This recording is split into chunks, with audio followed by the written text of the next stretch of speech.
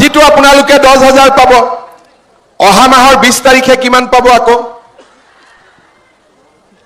কিমান পাব একদম লাহেকৈ কৈছে কোনে কোনে জানে অলপ ডাঙৰ কৰি কওক আজি 10,000 অহা মাহত 8,000 এতিয়া আপোনালোকে চিন্তা কৰক অহা মাহত যেতিয়া মই 8,000 টকা কৈ দিম কিমান মহিলাই পাব 40 লাখ তাতো কিমান টকা লাগিব 3,200 কোটি টকা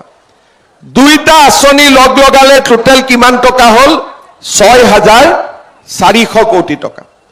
আৰু এই টকা এটাও পুৰুষলৈকে দিয়া হোৱা নাই এই টকা সম্পূৰ্ণ মহিলাসকলৰ কাৰণে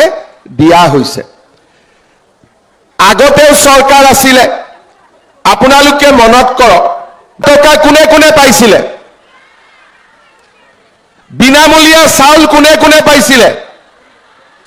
100 টকা দালি নিমখ চেনি কোনে কোনে পাইছিলে তাৰ মানে আপোনালোকৰ নিজৰ মনত আছে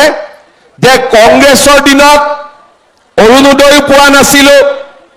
মহিলা উদ্যমিতাও পোৱা নাছিল বিনামূলীয়া চাউল পোৱা নাছিল নিযুত মইনা আঁচনিও পোৱা নাছিল বাবু আঁচনিও পোৱা নাছিল 100 টকা দালি চেনি চাউল পোৱা নাছিল যে আজিতো 100 টকাত লৈ আছো ইলেকশনৰ পিছত দালি চেনি নিমখো বিনামূলীয়া কৰি দিম পইচা দিব নালাগে আৰু অকল বিনামূলীয়া দালি চেনি নিমখে নহয় আমাৰ চৰকাৰৰ দিনত পঢ়া শুনা কৰা লৰাৰ চৰকাৰী চাকৰিও বিনামূলীয়া এটকাও ঘুষ দিব নালাগে আজি আমি অসমক এটা নতুন পৰ্যায়লৈকে লৈ গৈছো যোৱা কালিলৈকে এই কথাবোৰ আমি কল্পনাও কৰিব পৰা নাছিলো কেইদিনমান আগলৈকেতো মুকে বিশ্বাস কৰা নাছিল ক'ত 10,000 টকা দিব এনে কৈছে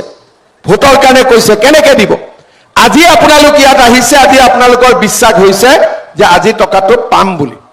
নোপোৱালৈকে চিন্তা যে এনে ক'লে নেকি কিন্তু আমি আজিলৈকে এনেই কথা একো কোৱা নাই যি কৈছো তাক আমি কাৰ্যত পৰিণত কৰিছো সেই কাৰণে আপোনালোক ৰেডি হৈ থাকক 25,000 পাব আৰু 50,000 টকাও আপোনালোকে এনেকে এদিন ইয়াতে পাই যাব লাগিব নে নালাগে পাক্কা লাগিব সবকে লাগিব ঠিক আছে এতিয়া ৰাতিপুৱা আপোনালোক 6টা 7টাতে আহিছে ঘৰত যাব লাগে আজি ৰবিবাৰ আমি আজি আপোনালোকক চেকখিনি দিব লাগিব নে নিদিলেও হ'ব আপোনালোকৰ একাউণ্টত আহে ই আপোনালোকক এটা সাহস দিয়ে যে যি নহওক 10 তাৰিখে 1250 টকা মোৰ একাউণ্টত আহিব কাবাৰ হাজবেণ্ডে তো 8 তাৰিখে কৈ এই মোবাইল চাই থাকিবি দেই মেছেজ আহিব তাৰ মানে এই 1250 টকা এতিয়া আমি ঘৰৰ বাজেটত ধৰি লওঁ কোনবা মাহত যদি আমি নপঠাও মহিলাসকলে খবৰ লোৱা আৰম্ভ কৰি দিয়ে যে কি হল তাৰ মানে এই 1250 টকা এতিয়া আমাৰ পৰিয়ালৰ বাজেটত সংযোজিত হৈছে যদি আমি লাখপতি বাইদেউ হ'ব পাৰো আমি মাহত যি কেইটা টকা উপাৰ্জন কৰিম সেই টকা কেইটাৰে আমাৰ লৰা ছোৱালীক আমি এটা উজ্জ্বল ভৱিষ্যতৰ ফালে লৈ যাব পাৰিম আজি আমি 10,000 টকা আপোনালোকক প্ৰথম কিস্তি দিম মই বাৰে বাৰে শব্দটো কৈছো প্ৰথম কিস্তি 10,000 টকাটো লৈ আমি কি কৰিম আমি তিনিটা ভাগত তাক খৰচ কৰিব পাৰো প্ৰথম 10,000 টকাটো লৈ আমি গ্ৰুপৰ একাউণ্টত দিলো 1 লাখ টকা হল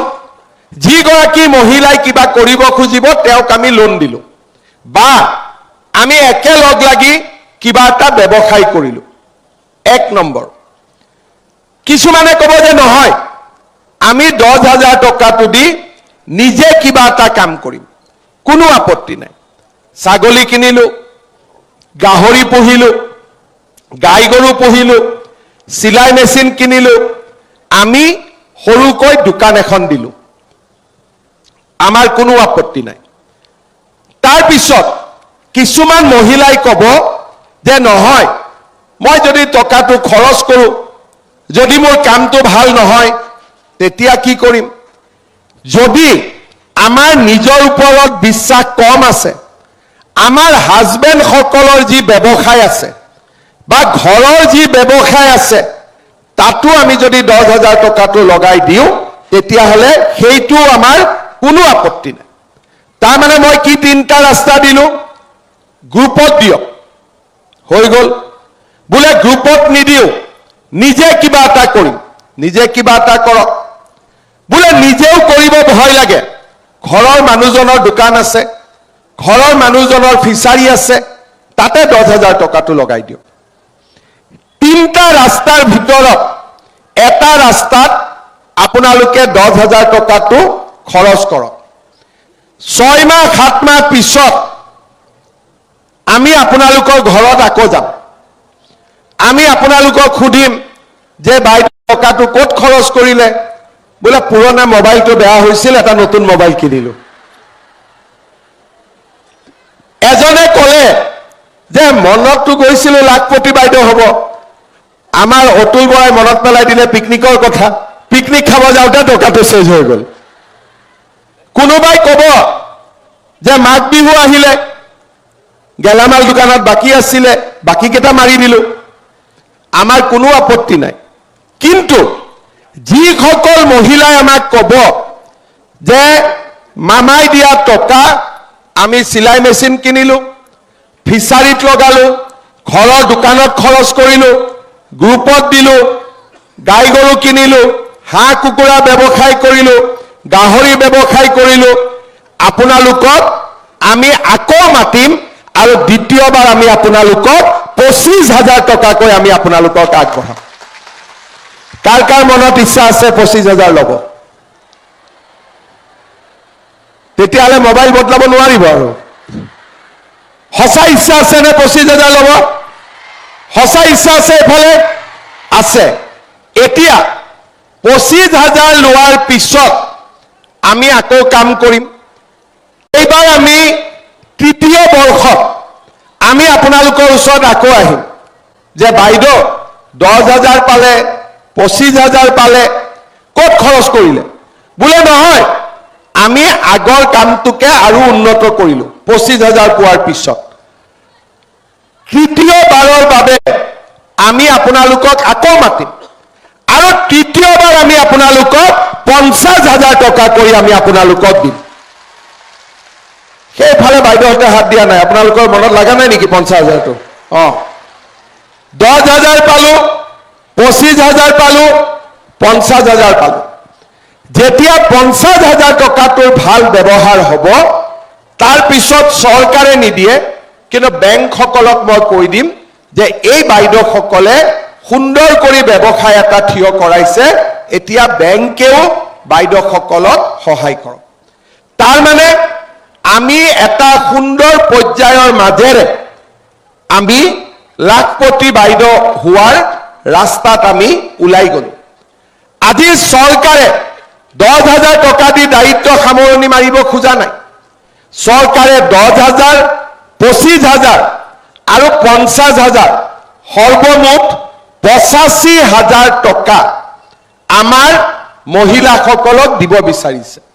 কিন্তু 10ৰ পৰা 25 25ৰ পৰা 50 পাবলৈ পৰীক্ষাত পাছ কৰিব লাগিব পৰীক্ষাত ফেল কৰিলে 10ৰ পৰা 25 উঠিব নোৱাৰিম পৰীক্ষাত পাছ কৰিব পাৰিব নে নোৱাৰে কোনে কোনে নোৱাৰে হাত দাঙক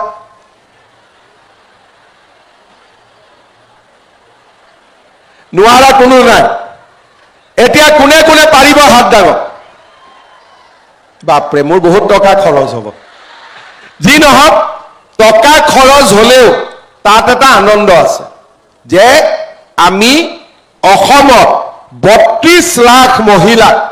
এটা ৰাস্তা দেখুৱাবলৈ সক্ষম হৈছো আজি অসমৰ মই যি জায়গাতে গৈছো 10টা বজাত মিটিং মহিলাসকল 6টাতে আহিছে 5টাতে আহিছে তাৰ মানে মহিলাসকলৰ এই আঁচনিটোক লৈ কিমান এটা আগ্ৰহ আছে